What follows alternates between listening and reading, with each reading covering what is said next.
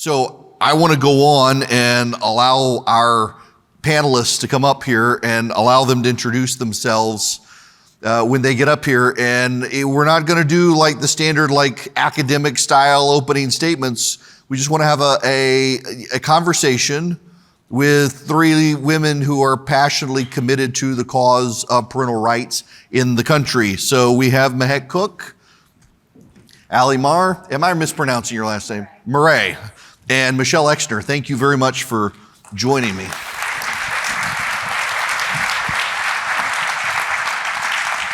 Mehek, let me just start with you and we can work our way down. How did you get involved with the parental rights movement?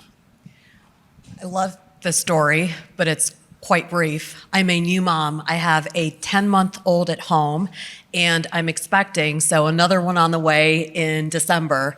And I started noticing that our parental rights were under attack in Ohio. We are truly the battleground state there where the ACLU has started targeting not only our schools, but kids and allowing them to perform life-altering surgeries like transgender surgeries without parental consent. We have the most important decision this November. It's on our ballot to allow for kids to go through these surgeries without consent. And we are the #1 state that the ACLU is trying this out on. So I decided to get involved and speak out because I've had a lot of opportunities being an immigrant in this country.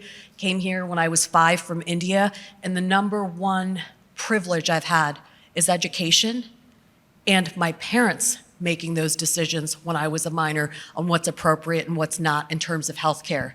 That's why I'm involved, Eric. Thank you. Ali? Similar story. I'm also a mom. I have 3 young kids. And I first got involved on the tails of COVID and what we were seeing coming into the schools via the changes in curriculum. And I think it really opened all of our eyes all of a sudden when parents had a front row seat at the table via our kitchen table into the classrooms, and just this eye-opening experience of seeing that there was a lot less focus on academics than we perhaps believed there had been up to that point, and that we had really let education as a whole kind of cruise on autopilot for the last decade or two, and school isn't what I remember it to be. And so that's how I got involved back in the beginning of the COVID days, seeing what education had become. Hi, I'm Michelle Exner. Privileged to be here with you all today. And yes, you guessed it, I'm also a passionate mother. I have a rising 3rd and 4th grader. In 2020, they were supposed to be in kindergarten and preschool. Very exciting. And of course, so we're in Fairfax County, which I'm sure is infamous, as you all know, for keeping our schools shut, right? And so I watched my children. I had to tell them, I'm sorry, actually in-person school's canceled again. I watched my daughter become an introvert. I watched my son continue to regress in reading. And at the end of the day, I figured my husband and I will figure it out. We'll get them the help they need. But I thought about kids who grew up like me, like Mehek, American dream, grew up in a household, neither of my parents completed high school, English is a second language. But I had my chance at the American dream. I was able to go to school every day. School was not shut down for 2 years. And so I thought about kids who grew up like me and how many American dreams were just ripping away from students. And we're still seeing the consequences. I'm sure everyone in this room thought back in 2020 and thought, what are we doing? We know what's going to happen. We know that children are going to miss massive amount of education, and there are people, whether it's school district officials or whether it's blue state governors, that were doing nothing. And so here I am working on education issues. Now, we talk about this in terms of education, but as we've seen across the country as well, it's so much more expansive than just schools. There is a real rescission or an attempt to rescind a lot of parental rights, where more and more people on the left discuss openly on MSNBC that parents co-parent with the government. They're raising children for the government as opposed to it being their kids. I mean, how do you engage people to, I mean, first of all, it sounds absurd to say, even though you hear it on TV, but how do you raise awareness with parents? So I think it's really important for us to first remember, as Americans, the justice system, the Supreme Court for over 100 years has said Parents have a fundamental right to direct the education and upbringing of our children. That is a fundamental right. What the left has done, special interest after special interest, including the ACLU, they are targeting us at a grassroots level to erode and eradicate and eviscerate parental rights. And they've been somewhat smart. They've started at school districts, through schools. They're indoctrinating. They're working on, instead of ABCs, as Tim Scott said, the CRT. We have to make sure that we are more involved as parents in our schools. And then state by state, what we've started noticing again is same special interests. ACLU is going after our state legislature. The governor in New Jersey is suing 3 school districts right now because they want parental consent if a child wants to be called something else in school. So if a boy's a girl, decides to be a girl, or a girl decides to be a boy, a change in gender ideology, 3 school districts said we need parental consent. You have the governor suing these school districts. This is absolutely unacceptable. This is not American. We have to fight for our fundamental rights. And I think the first step is we need to start working with our state legislatures. I'm proud to say that Georgia is one of 8 states that has passed a bill to secure the rights of parents. They have specifically said if you're talking about sexual orientation or sexual identity, you cannot do it without parental consent. More and more states need to continue to fight for our children, and it starts at the legislature. I think we also, something that gets left behind a lot is we have to be prepared and comfortable with discomfort.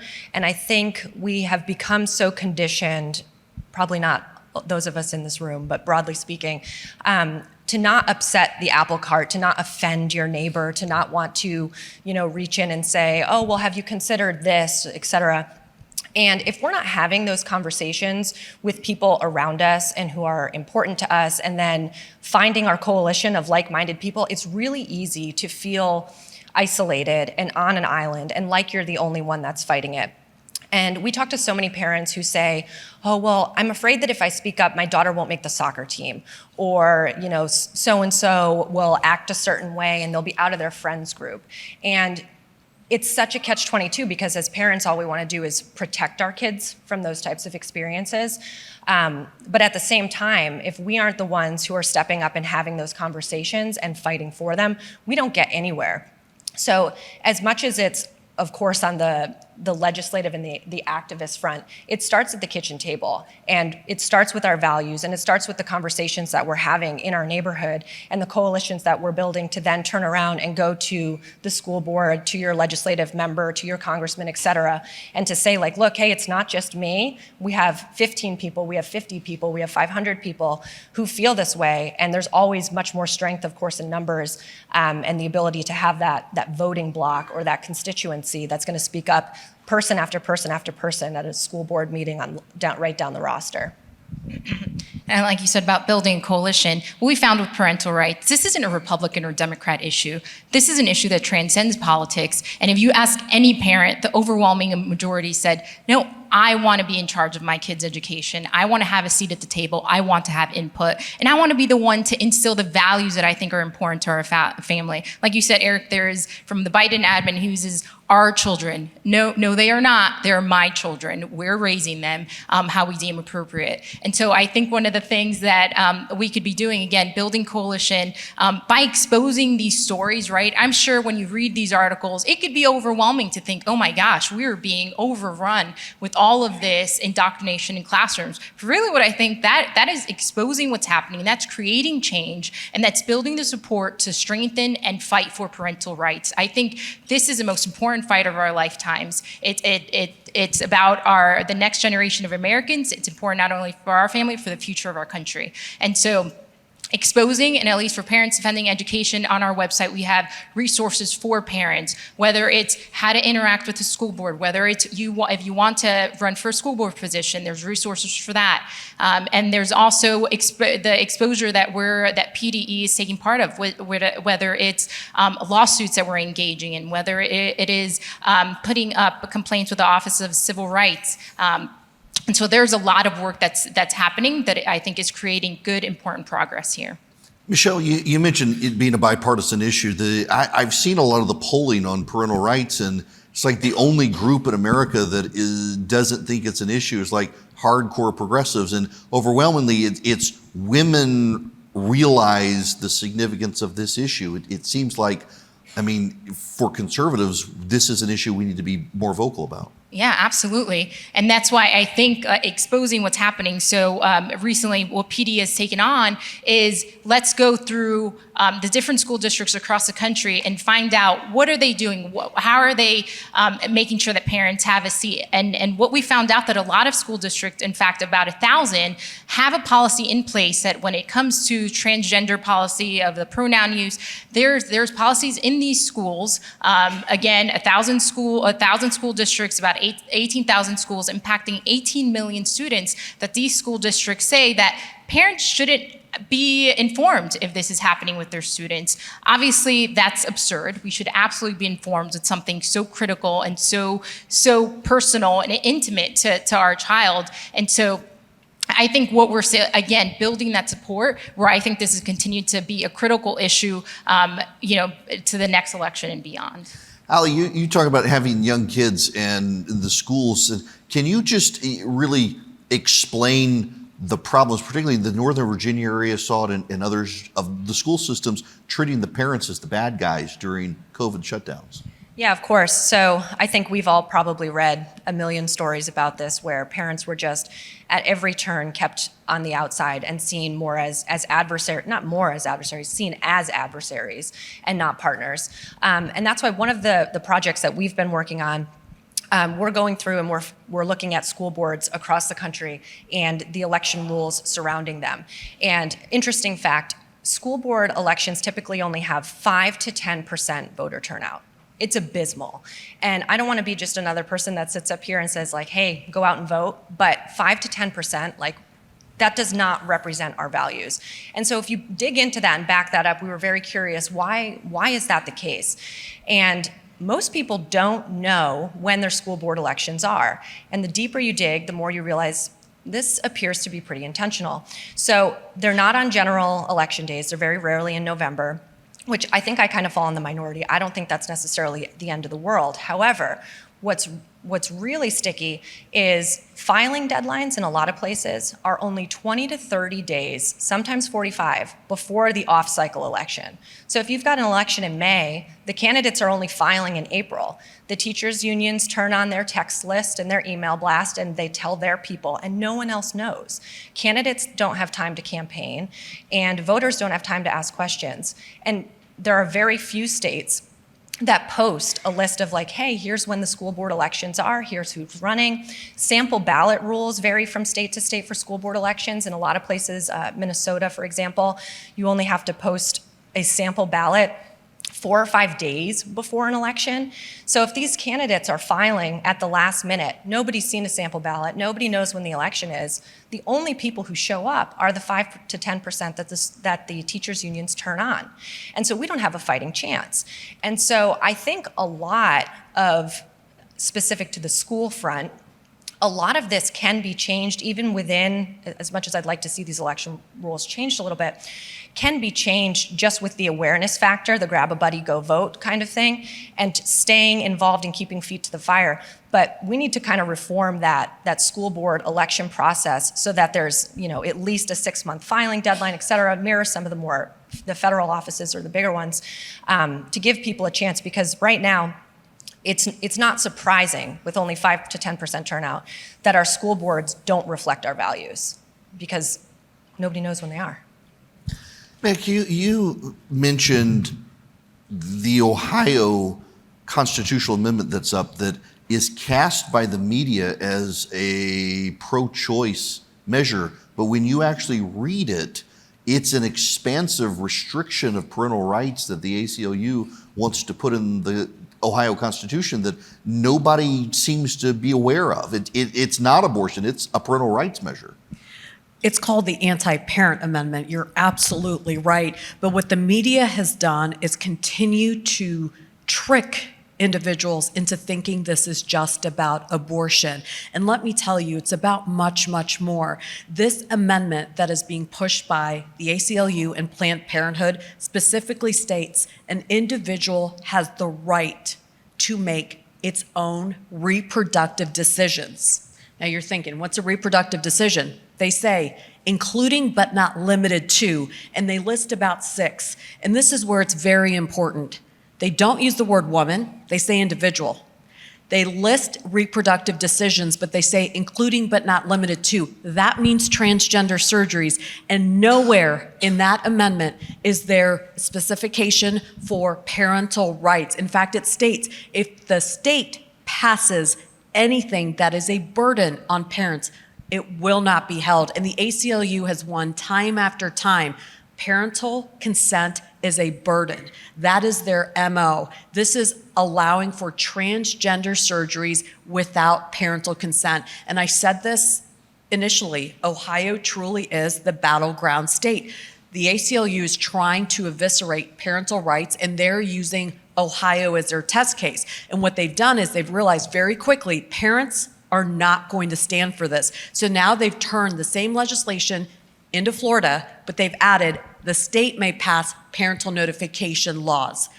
We are at a huge crossroads. It's you're diminishing not only parental rights, our moral compass, our family values, the discussions we have as the other ladies have talked about at our dinner table. When you allow the government to dictate transgender surgeries of your children, especially when they're minors. There's no age restriction in there. So this is very dangerous. I won't speak about abortion because at the end of the day, this is much more than abortion. The number one issue right now are parental rights. We are the number one special interest. We need to start standing up and fighting. Abortion needs to be dealt with at the State House, but this is where the ACLU has started across the country. They're no longer going to the State House. They're going to your state constitution and eviscerating our rights there. So we have to wise up. You say the word abortion and everybody goes crazy. So we have to settle down and say, what's at stake here? It's parental rights first, and that's what we need to fight for. So I've got a question, and it is very specific for you, is you've got a baby and you're about to have another baby. How do you even have time to balance and take on this issue? I have an incredible support system. I said I was an immigrant, came here when I was 5, 10 family members in one home. So my parents, my grandparents, my aunts and uncles, my husband, I have a lot of support. And I truly feel that I've been blessed with all the opportunities I have been given in this country, opportunity to go to, hopefully somebody cheers, the Ohio State University, to attend law school at IU, to work at the U.S. Attorney's Office on counterterrorism cases, opportunity after opportunity. And now it's my time to make sure that I'm giving back. And I want to fight for the future of our children, because as a child who came here when I was 5, I know I would have never had these opportunities if I wasn't in America. And I want to make sure that I give back. So there's always time, Eric. When you have a calling and you feel that you have a duty, you make the time. And I have the privilege of having an incredible family and support system. Allie and Michelle, you as well. It's got to frustrate you both that you've got young kids, you're trying to be advocates for them and for their education, and you're having to fight the very system in which your kids are entrusted to get an education. Yeah, I think what happened over the past couple of years was a great parent awakening, right? I think most of us, at least, well, again, I'm a new kind of school mom, just in the past couple of years, but I don't remember this being in the news. I don't remember this being an issue. We'd go to school, we'd learn reading, math, science, history, right? There wasn't time for all of this. So this wasn't even an issue. And you'd think with the time that district officials and some administrators are spending on miscellaneous topics that our testing scores would be great. No, they're abysmal, right? I was looking up the test scores last June. I think it was the 8th graders and 4th graders had one of the worst reading and math scores in recorded history. And again, just this past June, more numbers came out for 13-year-olds. Again, lower points for reading and the worst math scores since they've started tracking these test scores. So the fact that some schools are spending so much time on the CRT, on all of the equity, that's just wasted time. Every minute that our students are not learning the skills that they need to succeed in their careers and as future citizens of America is a loss for our country. And so it is very frustrating. And so what I think the benefit or the silver lining that's really come up is that I think parents, whether grandparents, everyone in that family unit that Max said is so important, is now heavily invested, right? I'm not complacent anymore. I just had open house and I'm skeptical of everyone in that classroom, right? I want to, of course, have a great relationship with my students, with my kids' teachers, but at the same time, I'm gonna scrutinize everything that they're bringing home, every email, everything that's happening, and so thank you. And so nothing's gonna get by. And Christopher Columbus Day, that day, that history lesson has gotten tricky in school, and we had to do some deprogramming when our third grader last year told us that he was just an evil man and all of that. I'm like, well, let's go through that. There's some missing context there, and I told her, I'm like, I'm gonna email a teacher. She's like, Mom, please don't. And so that is a hurdle. I think that as moms, parents, that we can relate is that when our students are old enough to realize that we might embarrass them or that it might become awkward with their teachers, that's a challenge, that's an obstacle. And so we do have to navigate that a little more cautiously. We do, I think, want to have good relationships with our students' teachers, right? It should be this mutual relationship where we're both invested in helping the students, right? Helping them help us. And so, but when that bonds becomes broken, then that's when we kind of have to look to other resources to make sure, because my kids are the most important thing in my life. I'm sure to every parent in here, they agree. We do everything for them. Every single day, I wake up and think, am I doing enough for them, right? And so the same thing with the education fight. Yeah, when we were making the decision, so my oldest is 5, and she's going to be a kindergartner this year. And my husband and I agonized over it for a long time because we remember our school experience and how much fun that was and what kindergarten was like. And we moved to this great school district where our kid could walk to school.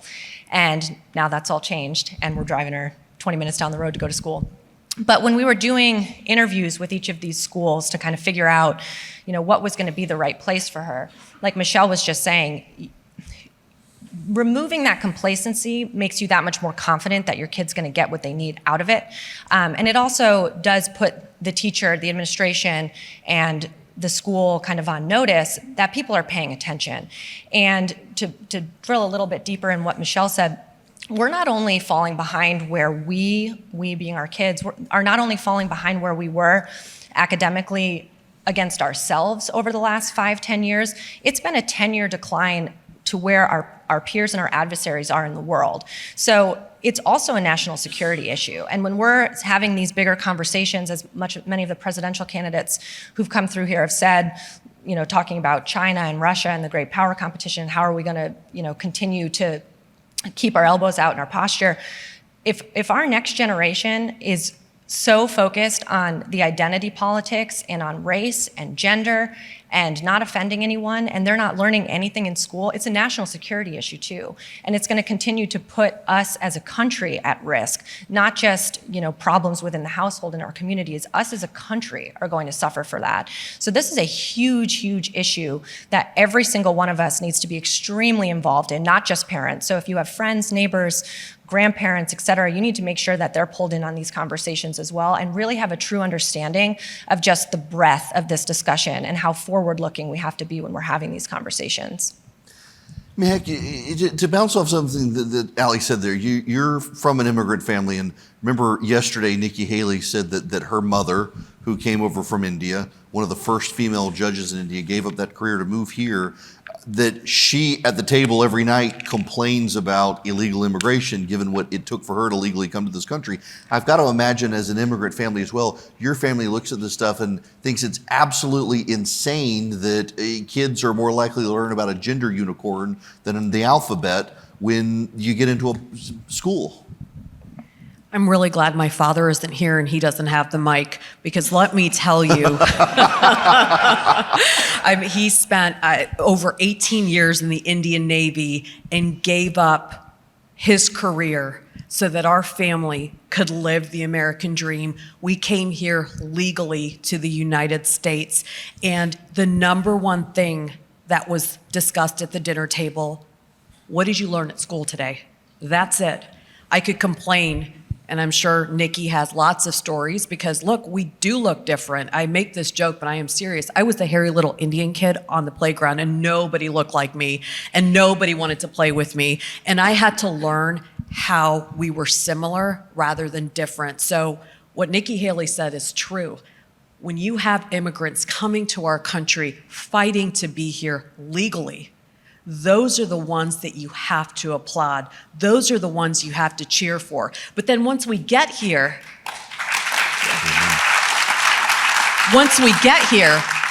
the number one thing I'll tell you an immigrant family wants is better education for our children. This is why we come to America. It's a land of opportunity, but it's education that drives us here. And what's happening in our schools is atrocious. I'll tell you, my mother was a private school and then public school teacher, almost 30 years. She retired about 5 years ago. And as I'm telling her, Mom, this is what's happening in school today, she is shocked.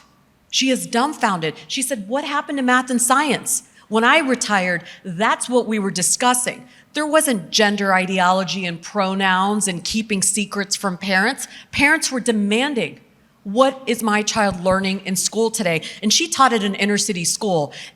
Many of us know inner city schools, those families, unfortunately, don't have the father at the table anymore. These are moms and grandparents that are raising these children. They are invested just as much as any other family, regardless of the zip code, in education. So my parents today are very confused, but they know that this was happening. You know, I got my master's degree in state and local politics, worked on an international degree at IUPUI, and they told me in Indiana that my thesis was a love letter to the Bush administration, and they would not pass me until I cited about 10 books written by Democrats. So I closed my eyes, opened up the book, picked a line, and inserted it in my thesis. That is the only reason they passed me. All my other grades were A's. But if you can imagine this was happening 5 years ago, what is happening in our universities today? I mean, this is not acceptable. I don't talk about diversity and inclusion today. I talk about diversity in thought, and that is what we need to bring to the table. That is what our children need to celebrate. What's happening, whether it's CRT or what's happening in our education system today, this isn't why my family came to America, and this isn't why I came. So I'm going to continue to fight to make sure we get back on track.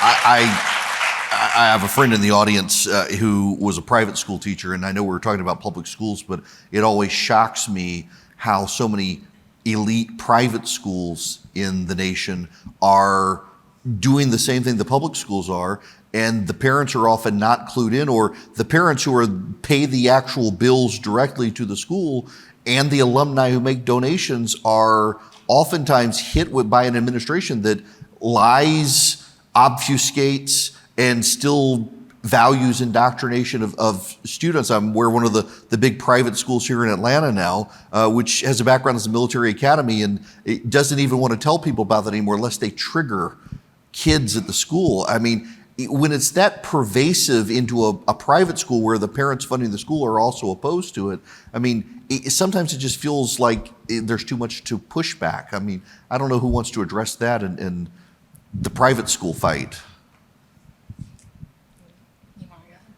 Well, the reason we all pause is because private schools are tricky for exactly what you just said. There is no governing body per se in which the populace has a way to make a change. You have to hit them where it counts, which is the funding. But you need to find a handful of people who will stand on principle and pull their funding. And if you can't do that and you can't connect it to some of these issues, then they just continue on with the status quo. It's part of why I touched on earlier needing to find comfort in the discomfort and be able to have those tough conversations with people and build those coalitions. Because if you're not putting together within that private school the coalition of parents who can go to those handful of backers and say, like, look, you need to pull your funding, this is nuts. But then you also have to look at it as to the pipeline too, because at the end of the day, people are sending their kids to these places, especially these really, really elite ones, because they know that it's the pipeline to the Harvard, et cetera. But if Harvard, et cetera, all have that same DEI statement, and they all are accepting, applications based on the portrait of the student versus the rigorous academic workload that the student is taking on, then it doesn't really matter. And then the parents have no reason to push back and to try and get someone to pull their funding, because it all just is one step into the next. So private schools are tricky, and I won't shy away from that. It's why we spend a lot of our time focused on public schools, where we have that power of the people and where we can work within the election laws that I was just talking to you guys about to really be able to make those changes. But at the end of the day, there are 50 million kids in this country right now who are the next generation. And if we're not starting to chip away at this piece by piece on the private side, in the public side, school choice, et cetera, if we're not chipping away at this from every single angle, we are just going to continue to fall further and further behind. Our kids are going to get dumber and dumber and dumber, and we're just going to lose our standing in the world. And it is that dire. It sounds crazy, but it is that crazy. It's why the three of us have, all, don't want to speak for you. I know we've kind of changed careers to get into this, and it is that important. So let me ask you a question that just given your backgrounds and the ages of your kids, I can imagine that the progressive response would be, well, I mean, your kids are really young. I mean, yours haven't started into the system yet. So, I mean, why should anybody even listen to y'all? Because you don't really even know what the system's like, having just gotten into it, which is frustrating. I understand, but I got to imagine that that's one of the progressive responses that comes up of even y'all are really too young to appreciate what really is going on. I mean, I don't think so. I mean, my kids are in 3rd and 4th grade. I feel like if I don't start getting them in the right direction now, then when is the right time, right? Is it 8th grade? Is it in high school? Is it when I'm college and I probably lost them? So what I think the most important thing we can do now is sometimes as parents, we have to learn to be uncomfortable, right? If I see something at school that I don't agree with, right? If it's standing up to the PTA president, then I'm going to have to do that. And I think that some parents have to figure out, and I think this probably goes to your private school question again, is that there is a social cost to it, right? And you have to take that into account. Maybe you get invited to less parties. I don't know, right? Less picnics or less gatherings. But at the end of the day, if you're standing up to your morals and sticking to them, then you're gonna feel good about that, and you're gonna know that you're making a priceless, invaluable investment in your child. So I think being okay with being uncomfortable. And we see this with all the mob mentality, right, that we see happening in the country. This is all that this is. We saw it in 2020 with all the BLM movement. We're seeing it with all the LGBTI infinity, all the equity that we're seeing in schools. And so this is all a mob mentality. And it takes brave people to say, like, no, I'm not okay with that. And I know that that's going to cost me. Well, maybe financially, I don't know. But maybe, I'm not going to get those C-suite jobs at those corporations, but that's fine. I'm fine. I'm happy. And content in knowing that I'm doing the best I can for my kids, and that means steering them away from all of this stuff that's not going to help them in life. So, I also think the data speaks, and part of what's interesting about the public school system is they, of course, have to report the data.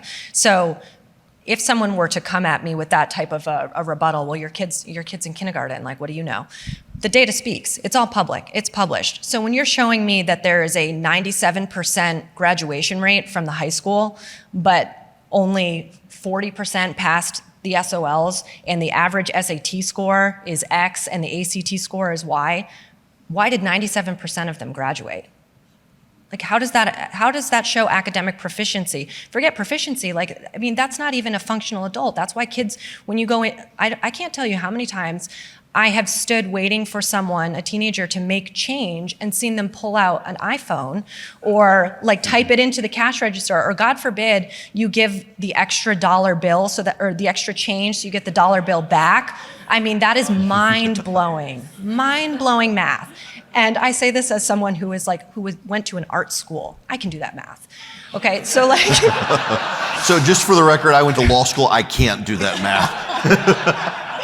But you know, it's things like that and anecdotes like that where you can kind of tease and lighten it up, find that comfort in the discomfort. But like, the data speaks, and if you're passionate about this issue or even like moderately paying attention, you can pick any 4 or 5 of those things just from what is on your, you know. In fact, a lot of times the schools brag about it for some reason right on the homepage. And so you can just pull right from there. And those are very good pieces of data to have as those conversational rebuttals when you're talking to people in your community. And I'll say, as a new mom, I have every right to be at that table. And I started getting involved in parental rights before I was a mother. I was in one of the largest groups in Central Ohio because moms were coming deeply concerned about what was happening in Upper Arlington schools, what was happening in Dublin schools. My purpose in life, my mission has always been, as I said, to give back, especially to our children. I want each child to have the same opportunities that I have had living that American dream. I ran for office in 2020.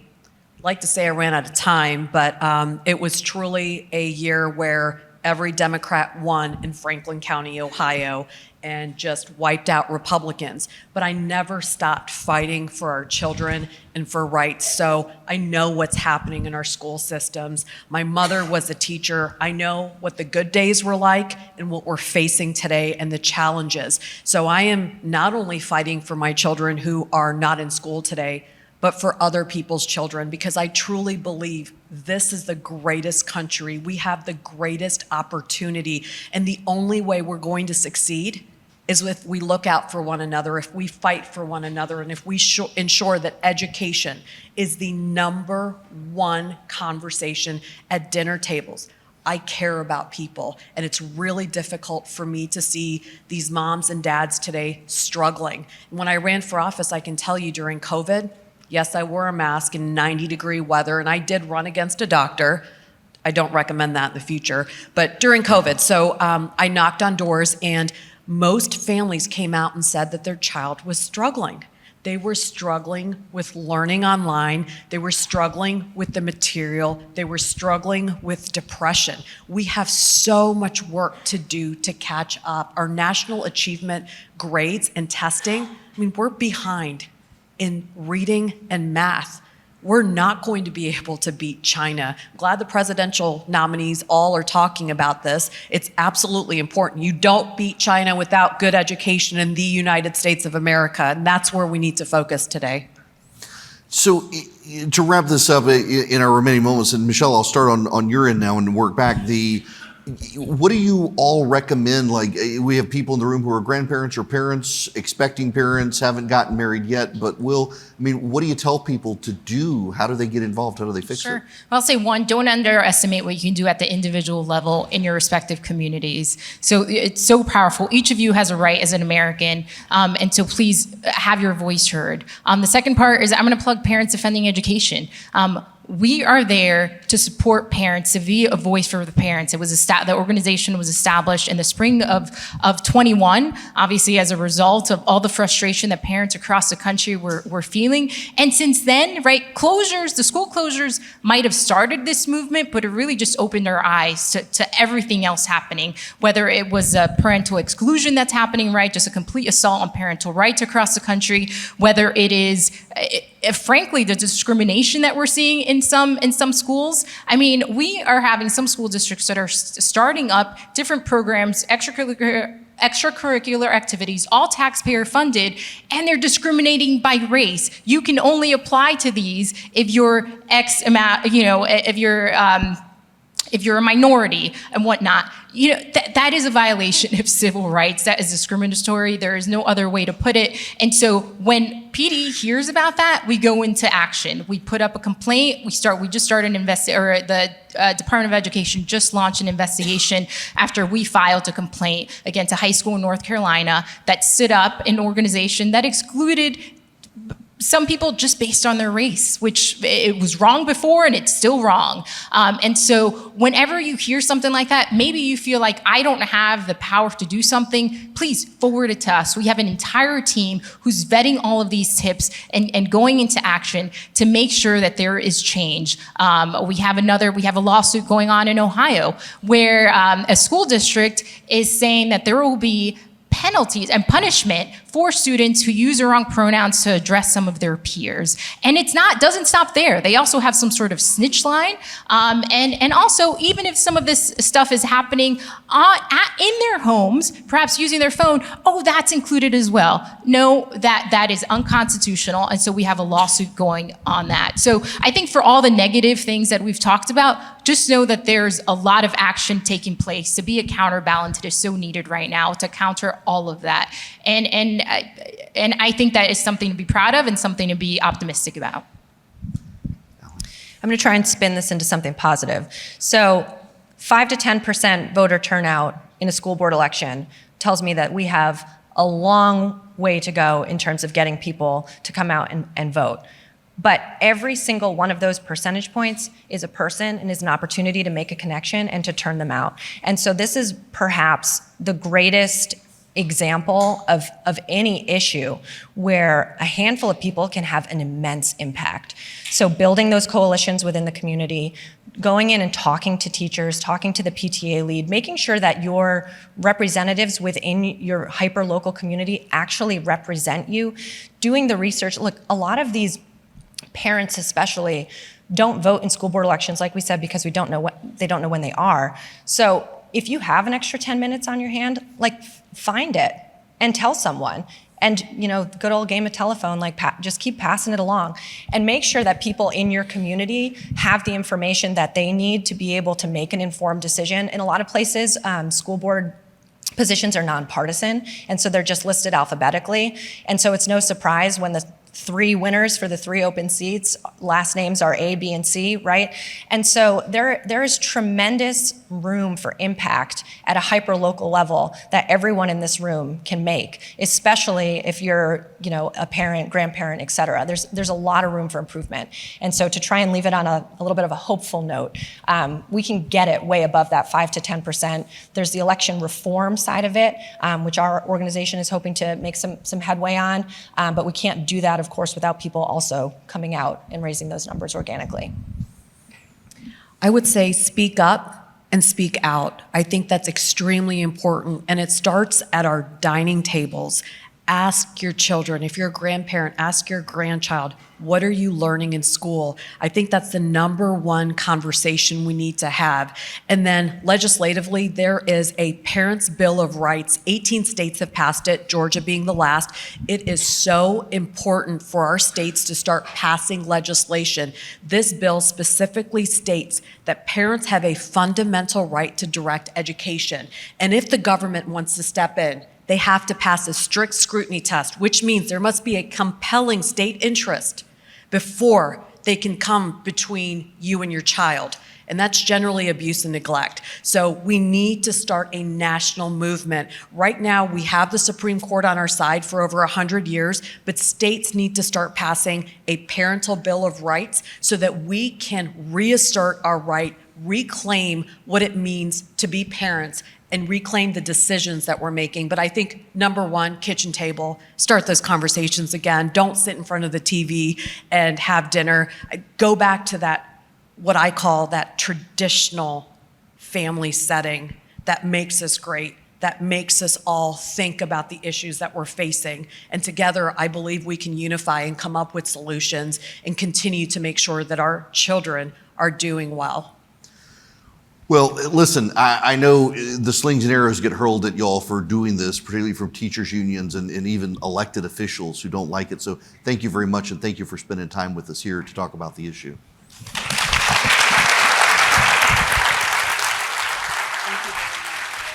Thank you so much.